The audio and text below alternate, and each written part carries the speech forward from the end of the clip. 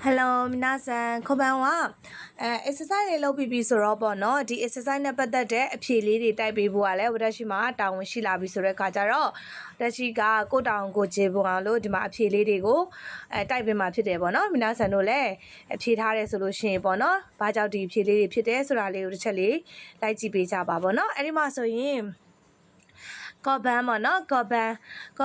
နံပါတ်5မှာဆိုရင်အနုခတဝါဒိုနာတာဒက်စကာပေါ့နော်ဟိုကပုဂ္ဂိုလ်ကဘယ်သူဖြစ်ပါတယ်လဲဆိုလို့ရှိရင်ကကြတော့အဲ့ဒီမှာ exercise မှာဥပမာမှာပေါ့နော်လဲမှာဆိုရင်ဂုဘုတာဆန်ဒတ်တဲ့ဂုဘုတာဆန်ဖြစ်ပါတယ်တဲ့ပြီးရင်သူ့ရဲ့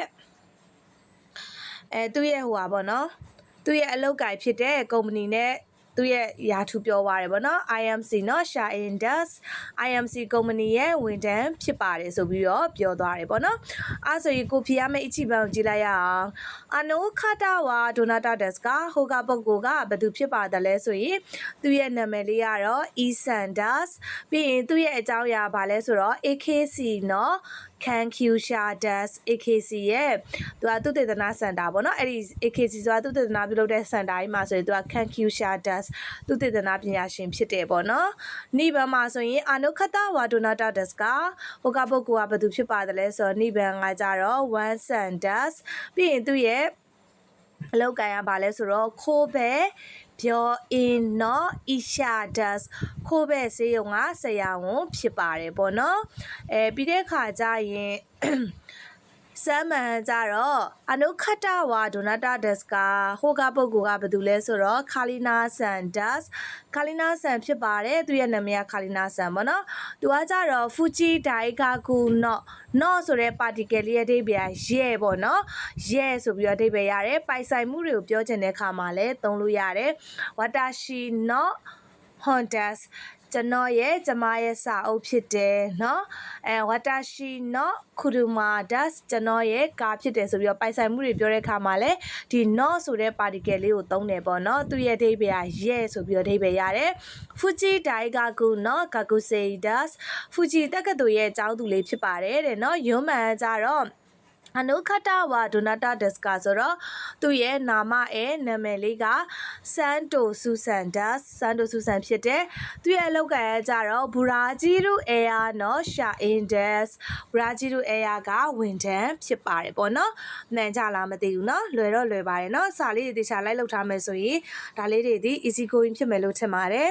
နောက်တစ်ခုကကြတော့ particle mode လေးကိုသုံးပါနော်သူကတူညီတဲ့အကြောင်းအရာတွေကိုပြန်ပြောချင်တဲ့အခါမှာဆိုလို့ရှိရင်ကြတော့ particle ကိုဝါလို့ထပ်မသုံးတော့ဘဲနဲ့နောက်ကြောက်ရမှာသူလဲပဲငါလဲပဲဟုတ်ပြီနော်အမေလဲပဲအဖေလဲပဲဆိုပြီးလဲပဲလို့ပြောကြတယ်လေကျမကမိုဟင်ကကြိုက်တယ်အဖေလဲပဲမိုဟင်ကကြိုက်တယ်အဲ့လိုမျိုးပေါ့နော်ဆိုတော့တူညီတဲ့အကြောင်းအရာပြန်သုံးရကြတော့ particle မို့လေးကိုသုံးပေးတဲ့ဟာလေး grammar လေးပေါ့နော်အမဆိုရင်မီရာဆန်ဝါခိုင်ရှာအင်ဒတ်မီရာဆန်ဒီကုမ္ပဏီဝန်ထမ်းဖြစ်ပါတယ်ဂုဘုတာဆန်မိုခိုင်ရှာအင်ဒတ်ကဂုဘုတာဆန်လည်းပဲကုမ္ပဏီဝန်ထမ်းဟုတ်ပါသလားဆိုတဲ့အခါကျတော့သူကပုံလေးကတဲ့မြားလေးကအောက်ထိုးတာဖြစ်တဲ့အတွက်အောက်ကိုကြည့်ပေးရမှာပေါ့နော်ကြည့်လိုက်တဲ့အခါကျတော့ကုမ္ပဏီဝန်ထမ်းလားဆိုတော့ကြည့်လိုက်တော့ဟုတ်တယ်ခိုင်ရှာအင်းနဲ့ကုမ္ပဏီဝန်ထမ်းဆိုတဲ့အတွက်မိုးနဲ့မေးတဲ့အမေးစကားလုံးတွေကို high en နဲ့ပြန်ဖြေတဲ့အခါမှာဆိုလို့ရှိရင်ကြတော့စာကြောင်းတစ်ကြောင်းလုံးပြည့်စုံအောင်ပြန်ဖြေရပြီးတော့ particle ကိုလည်းမို့ပဲပြန်သုံးတာဖြစ်တဲ့အတွက် hi ဂုဘုတာဆန်မိုခိုင်ရှာအင်ဒတ်ပေါ့နော်ကဲလဲနီလေးကိုကြည့်အောင်မီရာဆန်ဝါအမေရိကဂျင်ဒတ်ဆိုတဲ့အခါကျတော့ तू က American လူမျိုးဖြစ်တယ်ဆိုတဲ့အခါကျတော့ကြည့်လိုက်တော့လေဟုတ်တယ် American လူမျိုးပဲเนาะAmerican ဆိုတဲ့အခါကျတော့အမေရိကလူမျိုးဟုတ်တယ်နောက်တစ်ခုကကြတော့ဂုဘုတာဆန်မိုအမေရိကဂျင်ဒတ်မပုံရိုက်တဲ့ထဲမှာကာဆိုတာလေးကမပါပါဘူးပေါ့နော်အနောက်မှာကာဆိုတာလေးပါတယ်ပေါ့နော်ဆိုတဲ့အခါကျတော့ဂုဘုတာဆန်လည်းပဲအမေရိကန်လူမျိုးဟုတ်ပါသလားဆိုတော့ဂုဘုတာဆန်ဟုတ်မဟုတ်ကြည့်လိုက်တော့ဂုဘုတာဆန်ရဲ့နိုင်ငံကအင်ဒိုဆိုတာကဗာလဲအိန္ဒိယပေါ့နော်အိန္ဒိယဆိုတော့သူကအမေရိကန်လူမျိုးမဟုတ်ပုံစံလေးကလည်းအမေရိကန်ရုပ်ကလေးမဟုတ်ဘူးပေါ့နော်ဆိုတဲ့အခါကျတော့သူက အဲ့ဒါဆိုလို့ရှိရင် E ရဲနဲ့ဖြည့်ပေးရတော့မယ် E ရဲနဲ့ဖြည့်ပေးရမယ်ဆိုလို့ရှိရင်ကြတော့ particle မို့ကိုသုံးပြီးတော့ဖြည့်တဲ့မို့နဲ့မေးထားတဲ့မေးခွန်းတွေမှာ E ရဲနဲ့ဖြည့်မယ်ဆိုရင် particle ကမို့ပြန်သုံးလို့မရဘူးဝါကိုသုံးပေးရတယ်ပေါ့နော်အဲ့ဒါလေးသတိထားရမယ်ပြီးစာကြောင်းတစ်ကြောင်းလုံးကိုလည်းပြည့်စုံအောင်ပြန်ဖြည့်ပေးရတယ်ပေါ့နော် particle ဝါနဲ့မေးတဲ့မေးခွန်းတွေကိုတော့စာကြောင်းတစ်ကြောင်းစလုံးပြန်ဖြည့်ပေးစရာမလို particle ဝါရှိ particle ဝါအထိပေါ့နော်သူရှိရဟာတွေပြန်ထည့်စရာမလိုဘူးပေါ့နော်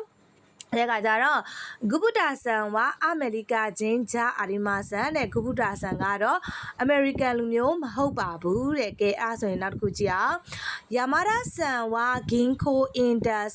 ယာမာရာဆန်သည်တဲ့ဘန်ဝင်နှန်းဖြစ်ပါတယ်တဲ့ဆိုတော့အီဆန်မိုဂင်ခိုအင်ဒတ်ကအဲ့လိုမေးပြရမှာပေါ့နော်အီဆန်လည်းပဲဘန်ဝင်နှန်းဟုတ်ပါသလားသူကဒီဟာကိုသုံးစေချင်တာကိုဒီဂင်ခိုအင်ကိုသုံးစေချင်တာဆိုတဲ့အတွက်ဂင်ခိုအင်ကိုပဲပြန်သုံးရမှာပေါ့နော်အီဆန်လည်းပဲဘန်ဝင်နှန်းဟုတ်ပါသလားဆိုတော့ကြည့်လိုက်တော့ Eason ဘန်ဝင်နှန်းလားဆိုတော့မဟုတ်ဘူး။ तू က can Q ရှာဆိုတဲ့အတွက်ကြောင့်မလို့ကဲအဲ့ဒါဆိုရင်တော့ E ရဲ့ Eason ဝါ can Q အပေါင်းဆိုမိမာဆန် Eason ဝါ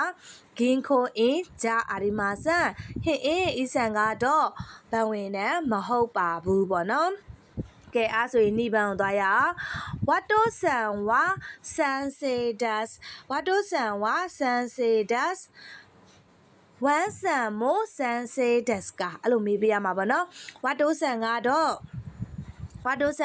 ဆန်စေဖြစ်တယ်เนาะဝမ်ဆန်ကရောဆန်စေဟုတ်ပါသလားဆိုပြီးတော့မေးလိုက်တဲ့ခါကျတော့ဝမ်ဆန်ဆန်စေလားပါလားဆိုတော့ကြည့်လိုက်တော့မဟုတ်ဘူးသူကအီရှာဆရာဝန်ဆိုတော့ဒါလည်းပဲအီရဲနဲ့ဖြေရမှာပေါ့နော်အီရဲဝမ်ဆန်ဝါဆန်စေကြအာရီမာဆန်ဝမ်ဆန်ကတော့ဆရာမဟုတ်ပါဘူးပေါ့နော်နောက်တစ်ခုစမ်းမှန်ကိုကြည့်ရအောင်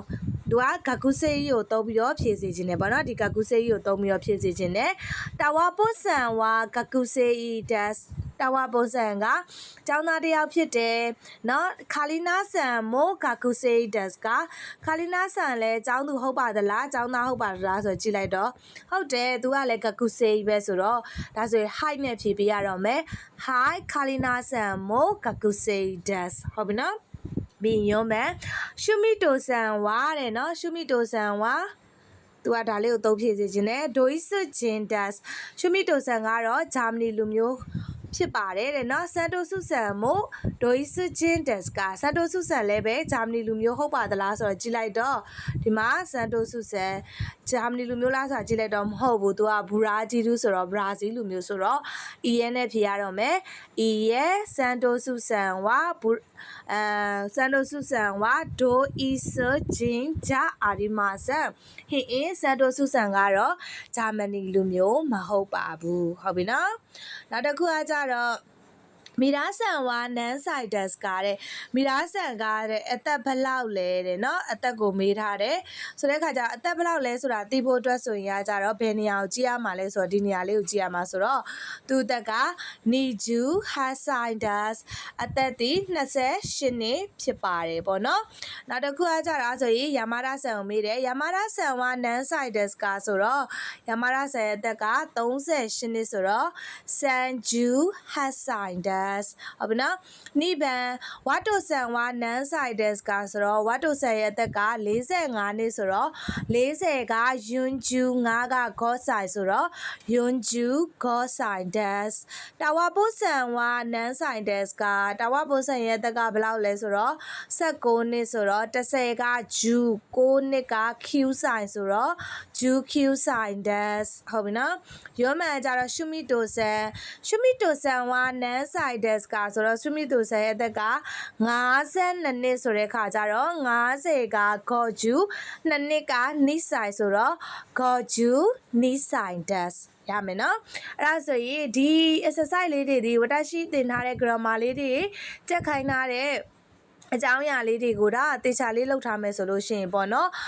ကိုအားနေတဲ့အချိန်လေးမှာတွေတင်နန်းမှာလည်းတကူးတကသွားပြီးတော့ချိန်ပေးတက်ဆရာမလို့တလို့ပေါ့နော်ပြီးတဲ့ခါကျရင်ဗာလဲပတ်စံလဲတက်တာတယ်ပေါ့နော်ဆိုတဲ့ခါကျ internet ရှိနေရင်ရနေပြီဆိုတော့လေနော်ပြီးတဲ့ခါကျတော့ ဒီ exercise လေးတွေဆိုရင်ပေါ့နော်အဖြေကဒါပဲဆိုပြီးတော့အဖြေလေးတွေကိုဒီတိုင်းပြောတာတွေမဟုတ်ဘဲနဲ့ဘာလို့ဒီအဖြေလေးဖြစ်တာလဲဆိုတာကိုပါအဖြေတွေကိုပြန်ပြောတဲ့အခါမှာတည်တည်ချာချာလေးပြန်ရှင်းပြတာဖြစ်တဲ့အတွက်မနာဆန်တို့ဒီအတန်းထဲမှာတက်နေရတယ်လို့ပဲဆိုတဲ့အတွက်မနာဆန်တို့အတွက်အရန်ကို